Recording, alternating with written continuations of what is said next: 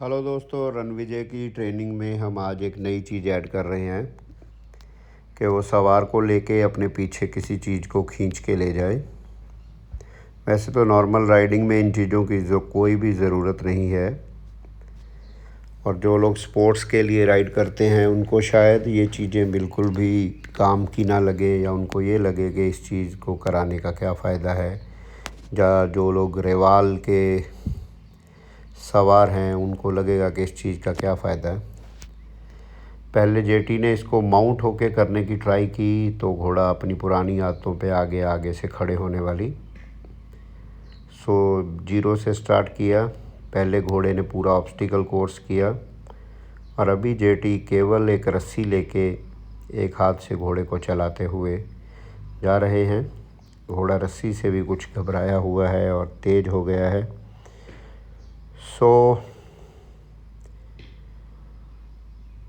Patience से ही काम लेना पड़ेगा।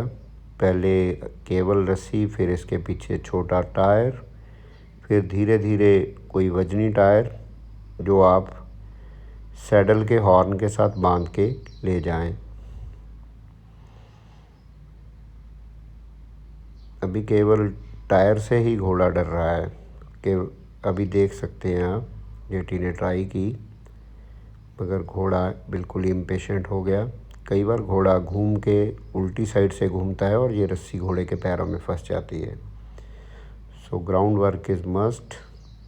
जेटी और गैना जी अब इसको नीचे से पहले कराएंगे। कुछ घोड़े ज़िद्दी होते हैं, जल्दी नहीं मानते, मगर वो फिर उन चीज़ों को कई बार जल्दी भूलते भी नहीं। मगर अभी हम इस घोड़े के बारे में कुछ भी नहीं कह सकते कि ओवरऑल ये बाद में कैसा घोड़ा बनेगा। मगर इंसान को अपनी प्रैक्टिस नहीं छोड़नी चाहिए।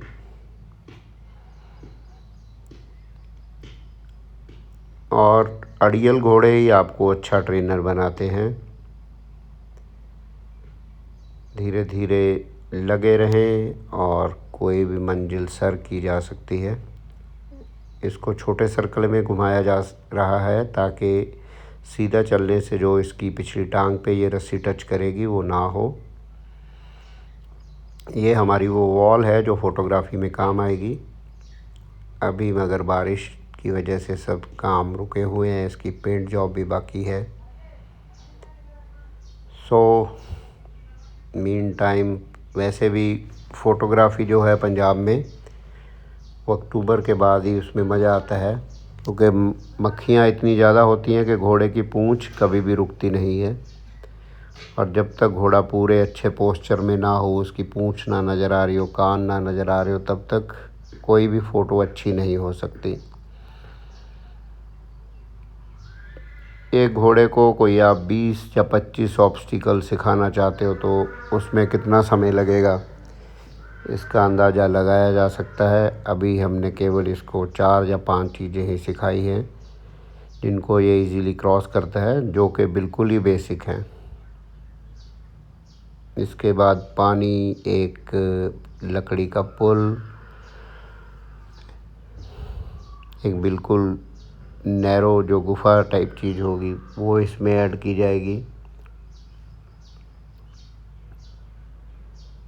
मगर हमें भी कोई और काम नहीं है, आजकल लॉन्ग राइड्स भी नहीं हो सकती।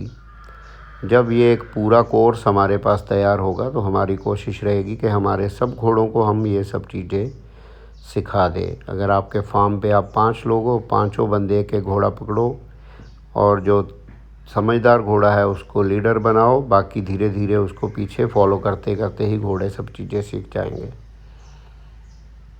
और वही हमारा मेन प्लान है कि आपके सब घोड़े ही बेडर हो जाएं। भले आप किसी घोड़े को बेच भी देते हो तब भी वो घोड़े की लाइफ के लिए आगे जाके अच्छी चीज़ है। जेटी भैया आप माउंट होना चाहेंगे। ये वीडियो को मैं एडिट भी कर सकता था, मगर इस वीडियो को डालने का मेरा एक कारण है। जेटी ने अपने आप को बहुत इम्प्रूव किया है, मगर स्टिल उसका वज़न अभी भी काफ़ी है। और मेरी और जेटी की काफ़ी बहस होती रहती है कि भैया और पतले हो जाओ। और मैं हमारे व्यूअर्स को भी कहूँगा कि कमेंट बॉक्स में जाके जेटी भैया को मोटिवेट करें और पतला होने के लिए। एक हॉर्स राइडर जितना पतला हो सके उतना ही उसके लिए और घोड़े के लिए ठीक है। मगर जेटी भैया थोड़ा मेरी बात पे कान नहीं रख रहे।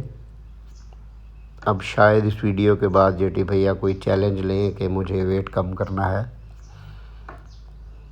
अभी तो ये 61.5 इंच का घोड़ा है, इसकी रकाब में पैर नहीं डाला जा सका। इमेजिन कीजिए 68 या 66 इंच के घोड़े पे बैठने के लिए तो माउंटिंग ब्लॉक की ज़रूरत पड़ती है, और ऊपर से आप थोड़े वज़न में ज़्यादा हो तो मैं गारंटी देता हूँ कि आप रकाब में पैर डाल के नहीं बैठ सकते।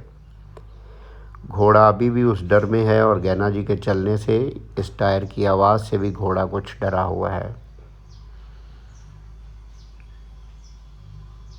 और जो लोग ये समझते हैं कि ये चीज़ें आसान है, वो बिल्कुल अपने घर में इन चीज़ों को ट्राई करके देखें। किसी काम को करने के बाद ही अंदाज़ा लगाया जा सकता है कि उसको करने में कितना टाइम लगता है। कुछ घोड़े कुदरती तौर पे ही बिल्कुल बेडर होते हैं, मगर कई घोड़े जल्दी नहीं मानते। रणविजय उनमें से एक है। जिस तरह से आदमी पढ़ाई से भागता है, उसी तरह से घोड़ा भी इन चीज़ों से भागता है। नई चीज़ें उसको भी बोर करती होंगी।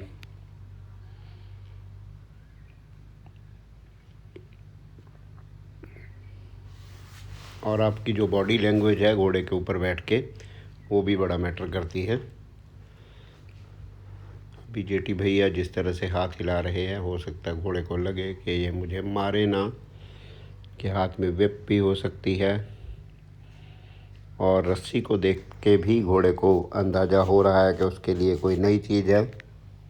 तो आपकी जो अप्रोच है घोड़े के लिए वो भी अच्छी होनी चाहिए। वो रस्सी को घोड़ा एक हंटर की तरह महसूस कर रहा है। तो मैंने गैनाराम जी को बोला कि रस्सी को एक सिरे से पकड़े और चुपके से जैसे आप हाथ मिलाते हो उस तरह से वो रस्सी घोड़े को पकड़ाई जाए, सॉरी जेटी को पकड़ाई जाए। घोड़ा भी आदमी की तरह लोगों को बॉडी लैंग्वेज से जज करता है कि वो ख़तरनाक तो नहीं, वो उसको नुकसान तो नहीं पहुंचाना चाहते।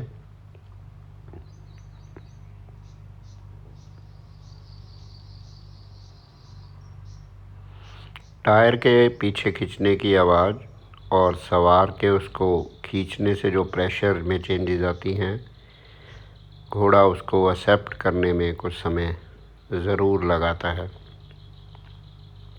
मैंने अपनी ज़िंदगी में 2 ही घोड़े देखे हैं जो बहुत दिलेर रहे, तो सब चीज़ों को बहुत जल्दी जल्दी सीखते रहे।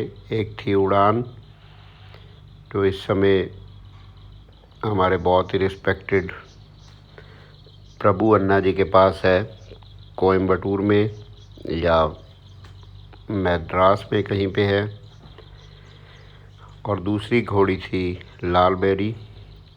ये घोड़ियाँ मेरी ज़िंदगी की यादगारी घोड़ियाँ हैं जो हर एक चीज़ को जल्दी सीखती थी और बहुत ही बेडर थीं।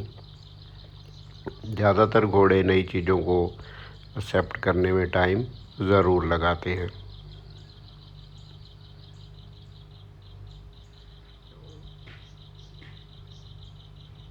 कभी भी अपने घोड़े को टेस्ट करते रहना चाहिए कि वो कितने स्ट्रेस को सह सकता है। ये एक रॉन्ग मूव है घोड़े के लिए और जेटी के लिए। ज़्यादातर इसी में घोड़ा राइट साइड को जब घूमता है तो टायर वायर उसके पैरों में फंस जाता है और मैटर और पैनिक हो जाता है।